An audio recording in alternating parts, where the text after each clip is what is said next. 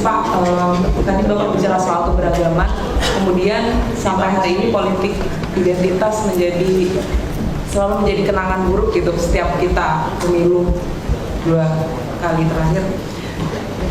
Gimana kemudian nanti menjamin politik identitas tidak menjadi alat politik yang kemudian kembali menciptakan kenangan buruk untuk pemilu kita di tahun 2024. Terima kasih. Ya. Kompas TV. Pertanyaan Kompas tadi. Menurut saya penting bagi kita untuk menyadari bahwa di dalam setiap kontestasi politik pasti ada polarisasi. Tidak mungkin tidak ada di dalam kontestasi itu. Bahkan ada kontestasi yang tanpa orang, tanpa agama, tanpa keyakinan, tanpa suku, mempolarisasi. Misalnya Brexit itu terjadi polarisasi itu di Inggris, padahal nggak ada orangnya. Nah, bagaimana kontestasi ada orangnya? Pasti ada polarisasi. Kalau yang berada di dalam kontestasi itu laki dan perempuan, pasti isu gender yang dominan. Kalau di dalam kontestasi itu adalah suku, Batak, Sunda, Minahasa, Jawa, pasti isu etnis itu muncul. Kalau di pilkada itu antara putra daerah dan putra luar daerah, isu putra daerah muncul. Kalau di dalam pemilu itu antara satu beragama Islam, satu beragama Kristen, pasti isu agama muncul. Jadi itu adalah sesuatu polarisasi yang biasa terjadi. Yang penting polarisasi itu dijaga, tidak menjadi friksi, tidak menjadi konflik, apalagi menjadi perpecahan. Nah, media seperti Kompas diharapkan menjaga agar polarisasi tidak diartikan sebagai perpecahan. Tapi kalau setiap friksi, setiap polarisasi disamakan dengan perpecahan, nanti menimbulkan persepsi yang keliru tentang proses politik. Karena di dalam proses politik pasti ada polarisasi. Selama polarisasi, dan polarisasi itu bahasa lainnya itu kutub. Bahasa lainnya kutub itu Kompas. Betul itu. Kenapa? Karena kenapa saya samakan kotak? Karena Kompas itu hanya berfungsi kalau tidak ada kutub di dalamnya. Tapi kalau ada kutub di samping Kompas, maka Kompas tidak lagi menentukan arah. Ya kan? Betul nggak? Coba bayangkan dulu. Kalau Anda, ini Kompas K kecil ya, bukan Kompas K besar. Ini Kompas K kecil nih.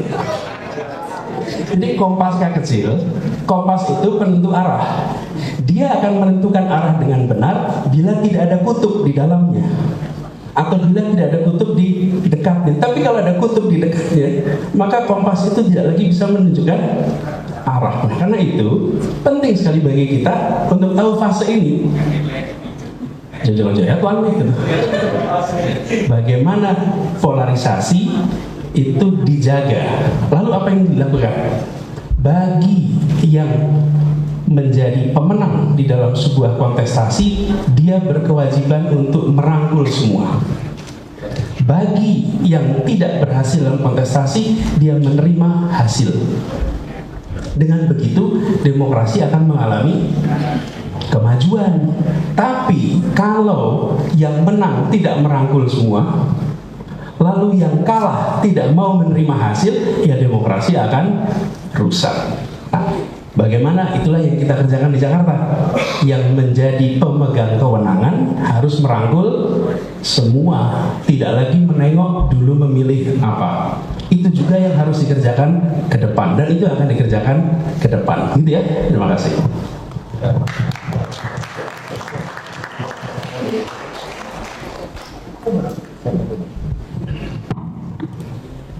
Saya menambahkan, bukan menambahkan tentang Kompasnya ya.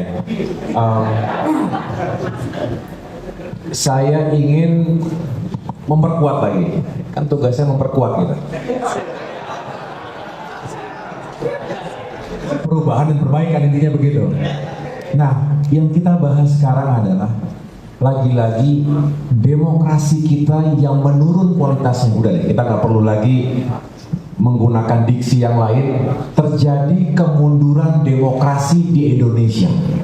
Ini bukan observasi kacangan atau hanya komentar sebagai partai oposisi. Walaupun kami punya hak untuk melakukan observasi juga dan penilaian sekaligus feedback secara konstitusional. Tetapi ini juga menjadi observasi kalangan internasional. Kita juga tidak harus mengatakan apa yang mereka sampaikan dan nilai itu adalah selalu benar. Ya tidak juga harus begitu. Tetapi apa iya sebagai warga dunia kita tidak mendengarkan pandangan dan feedback dari sejumlah negara. Negara barat juga banyak yang kacau demokrasinya hari ini. Amerika Serikat sendiri, negara-negara di Eropa banyak yang nggak bisa jadi contoh demokrasi yang baik. Tetapi kita juga jangan ikut-ikutan kemudian menjadi elemen yang akhirnya makin mundur ke belakang. Bukankah semangat demokratisasi itu tidak akan berakhir sampai kapanpun? Ini yang kita harapkan, bahwa demokrasi juga benar-benar dijalankan bukan hanya dengan ukuran-ukuran regularitas kepemiluan. Memang kita setiap 5 tahun sekali melaksanakan pemilu, melaksanakan pilkada. Itu salah satu indikator, tetapi tidak cukup hanya dengan sudah dijalankan pemilu, sudah dijalankan pilkada. Pertanyaannya adalah kualitasnya bagaimana? Apakah benar demokrasi dan pemilu tadi melahirkan pemimpin-pemimpin terbaik, wakil-wakil rakyat terbaik yang bisa membawa perubahan dan kemajuan? Kalau tidak, ya kita harus koreksi. Kita harus melakukan kontemplasi sebagai bangsa agar jangan demokrasi ini makin tidak jelas arahnya. Berbagai kemunduran terjadi akibat merajalelanya politik uang. Yang kedua, akibat tereksploitasinya politik identitas. Dieksploitasinya politik identitas oleh mereka yang punya kekuasaan, yang punya kekuatan, ya, termasuk money power. Dan yang terakhir adalah post-truth politics. Ini sering saya sampaikan, bagaimana politik fitnah menjadi realitas hari ini. Saling lempar hoax, saling lempar hate speech, dan akhirnya tadi yang disampaikan Mas Anies, yang harusnya bisa kita jaga bersama, kontestasi yang penuh dengan dinamika dan juga kompetisi, lalu menjadi permusuhan, apalagi diturunkan sampai ke anak cucunya. Ini semua berbahaya. Mari sama-sama, saya berharap nih teman-teman media yang kredibel ini, kita sama-sama jaga. Jangan sampai demokrasi kita terus menurun kualitasnya, jangan sampai kita terpecah belah. Lalu kita harus juga membangun literasi politik yang baik, terutama bagi pemilih pemula, pemilih muda yang akan menjadi komposisi terbesar dalam pemilu 2024 nanti. Mudah-mudahan kita yang punya tanggung jawab secara moral untuk mencegah perpecahan itu benar-benar bisa menyampaikan suaranya. Jangan sampai kita kalah dengan buzzer politik yang memang tugas dan misinya adalah membuat kekacauan dan juga merusak persatuan di antara kita. Bahaya, cost-nya terlalu tinggi, konsekuensinya bukan hanya 5 tahun, 10 tahun, tapi juga bisa 1 generasi, 2 generasi. Saya pikir itu ya, Mas Anies, terima kasih sekali lagi. Ini luar biasa, tepuk tangan untuk Mas Anies Baswedan. Terima kasih berkenan menjadi special guest dalam dialog gagasan Partai Demokrat memperjuangkan perubahan dan perbaikan. Mudah-mudahan ke depan ada kesempatan yang lain, kita bisa berdiskusi lagi, berdialog lagi. Terima kasih pada teman-teman wartawan, para jurnalis yang telah hadir dalam acara siang hari ini. Terima kasih Mas Anies. Wassalamualaikum warahmatullahi wabarakatuh.